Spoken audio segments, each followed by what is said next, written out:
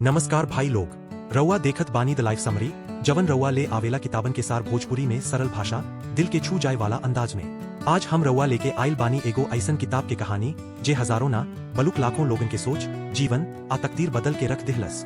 एक किताब के नाम बा द मास्टर की टू रिचेस, मतलब अमीर बनला के मास्टर चाबी। लेखक बारन नेपोलियन हिल ओहने जे थिंक एंड ग्रो रिच लिख के दुनिया भर में नाम कमीले रहे। अब चली शुरू करीं आ जाने की कोशिश करीं कि रउआ जिंदगी में अमीरी, सफलता, अशांति एक साथ कैसे पाई। जिंदगी में अगर रउआ के कुछ खास चाहिए जैसे कि बढ़िया घर, सुखी परिवार, अच्छा स्वास्थ्य आ भरपूर पैसा, तो एक चीज जरूरी बा, रउआ के सोच, रउआ के माइंड सेट। नेपोलियन हिल कहेलन, जे सोचेला ऊ बन जाला, जे सपनवा देखेला ऊ एक दिन सच्चो कर सकेला। बाकिर खाली सोचल से कुछ ना होई। रउआ के जरूरती बा सपना के साथ मजबूत भरोसा, रोज के एक्शन, सही लोगन के संग आ दिल से निकलल पक्का इरादा। अब देखी ई किताब 10 गो मुख्य सिद्धांत बतावेला जेकरा के नेपोलियन हिल मास्टर की कहेलन। एक, आस्था, फेथ। जवने काम में रउआ विश्वास रखब उहे काम रउआ के जिंदगी बदल सकत बा। अगर रउआ खुद पर, आपन सपना पर आ भगवान पर अटूट भरोसा रखब त रउआ खातिर कवनो चीज नामुमकिन ना रही। हमनी अक्सर कहिले ना कि ऊ त किस्मत वाला है, हमरे से ना होई, हमरे पास मौका नहीं खे। एक किताब कहेला ई सब बहाना है, जे काम करे के ठानी उहे काम करे वाला बन जाला। 2, उद्देश्य के स्पष्टता, डेफिनेटनेस ऑफ पर्पस। रउआ जिंदगी में अगर नाव लेके समुंदर में चल गइल बानी, बाकिर पता नहीं खे कहा जाए के, तो बताई कैसे पहुंचब। बस ओही तरह अगर रउआ जिंदगी में कोनो ठोस लक्ष्य ना बनीनी तो सारा मेहनत बेकार हो जाई। नेपोलियन कहेलन, जवन बात रउआ साफ साफ सोचब ओही जे रउआ दिमाग रास्ता खोजी, तो पहिल का काम ई होखे के चाहिए, आपन लक्ष्य तय करी। 3, सकारात्मक सोच, पॉजिटिव मेंटल एटीट्यूड। PMA, अगर सोच हमेशा नेगेटिव रही तो जिंदगी में कुछ पॉजिटिव भला कैसे होई। हमनी के सोच, हमनी के चेहरा, हमनी के बोल, हमनी के भाग्य बनावेला। ई किताब रउआ से कहेला, रोज सुबह उठ के खुद से कहीं, आज के दिन हम कुछ ना कुछ बढ़िया जरूर करब। 4, विचार समूह के ताकत, मास्टर माइंड ग्रुप। जिंदगी में अकेले सफलता मिलेला, एह बात के भूल जाए। नेपोलियन हिल कहेलन, रउआ जैसे सोचे वाला लोगन के संगत बना ली। उज्जवल लोग, सकारात्मक सोच वाला, जे सपना देखेला आ मेहनत से ना डेराला, एकरा के केहिल जाला मास्टरमाइंड ग्रुप। ई समूह रउआ के सोच के 2 गुना कर दी, उत्साह देई, गलती में सुधार करी आ रउआ के ऊंचाई पर चढ़ावे में मदद करी। 5, विवेक से भरल विश्वास, अप्लाइड फेथ। सिर्फ भरोसा रखल बहुत ना, ओकरा के काम में लगावल भी जरूरी बा। नेपोलियन कहेलन, भगवान पर भरोसा रखी, बाकिर नाव बांध के ही सोई। मतलब सोच के, भरोसा कके, बस हाथ पर हाथ धके मत बैठीन, उठीन, चलीन, रोज एगो छोट फैसला लके आगे बढ़ी।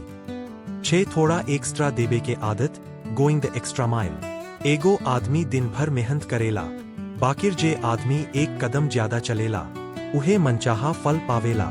ई किताब बार बार कहेला, अगर सबके बराबर काम करब त सब जैसन जिंदगी मिली, बाकिर अगर रोज थोड़ा एक्स्ट्रा मेहनत करब त रउआ के जिंदगी सबसे अलग होई। उदाहरण, अगर 10 लोग में से 9 लोग शाम में आराम करेला आ रउआ एगो घंटा कुछ सीखे में लगवले बानी, त समझ ली एके आदत रउआ के ऊंचाई पर पहुंचा सकत बा। 7, आत्म अनुशासन, सेल्फ डिसिप्लिन। मन करे तब करे वाला ना, मन के कंट्रोल में राखे वाला आगे बढ़ेला। रउआ के मन कहे आज आराम करी, बाकिर दिमाग कहे आज लक्ष्य के ओर बढ़ी, त रउआ के सुने के चाही दिमाग के। सफलता के असली कुंजी रोज रोज के छोट छोट संघर्ष में छुपल रहेला। नेपोलियन कहेलन, जे खुद के जीत सके उहे दुनिया के भी जीत सकेला। 8, कठिनाई में छुपल वरदान, लर्निंग फ्रॉम एडवर्सिटी। जब जिंदगी ठोकर मारेला त हमनी या त बैठ जानी या कुछ नया सीख जानी। ई किताब हमनी के सिखावेला, हर नाकामी में सफलता के बीच छुपल बा, बस देखे वाला नजर चाही। जैसे अगर रउआ नौकरी छूट गइल बा त समझी अब नया रास्ता खोजे के समय आ गइल बा। नाकामी के निंदा मत करी, ओह से दोस्ती करी, काहे की ओह में सिख छुपल बा। 9, समय आ पैसा के योजना, बजटिंग टाइम मनी। जिंदगी के सबसे अनमोल चीज समय आ धन ह जे इंसान ई दोनों के फालतू में खर्च करेला ओह के बाद में पछताना पड़ी। नेपोलियन कहेलन हर रोज के समय आ पैसा के एक एक मिनट के हिसाब राखी नईखे त जिंदगी हाथ से फिसल जाई। जवना काम से फायदा नईखे ओकरा में समय मत बर्बाद करी। जवना लोग से सकारात्मक ऊर्जा ना आवे ओह से दूरी बना ली। आदत के ताकत कॉस्मिक हैबिट फोर्स जे चीज रउआ बार बार करब उहे रउआ आदत बन जाई। आजे आदत बन जाई उहे रउआ जिंदगी बन जाई।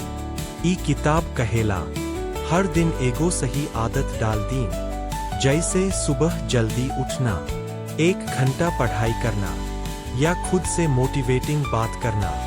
जब ई आदत 21 दिन फिर 90 दिन तक चले लागी तो ब्रह्मांड खुद रउआ के रास्ता साफ कर दी। अब समेटल जाव मास्टर की कहाबा The master key to riches. मतलब उचाभी जे रउआ भीतर ही बा कवनो बहरी दरवाजा ना खोले के बा बलुक खुद के भीतर के दरवाजा खोलल जरूरी बा। ई किताब हमनी से कहेला सोच के बदलीं, लक्ष्य के तय करीं, खुद पर भरोसा करीं, सही लोग से जुड़ी आ बिना थके बिना हारे रोज काम करीं। तब ही सपना सच्चो होई, मन चैन पाई, पेट में रोटी आ मन में रोशनी होई। हम उम्मीद करतानी की द मास्टर की टू रिचेस के ई भोजपुरी समरी रउआ के पसंद आयल होई। अगर रउआ के कुछ सीख मिलल होखे त रउआ से एगो निहोरा बा दी लाइफ समरी चैनल के सब्सक्राइब करीं, वीडियो के लाइक शेयर आ कमेंट जरूर करीं आ नीचे लिखीं हमार मास्टर की अब हमार हाथ में बा। फिर मिलब अगिला किताब के भोजपुरी समरी के साथ।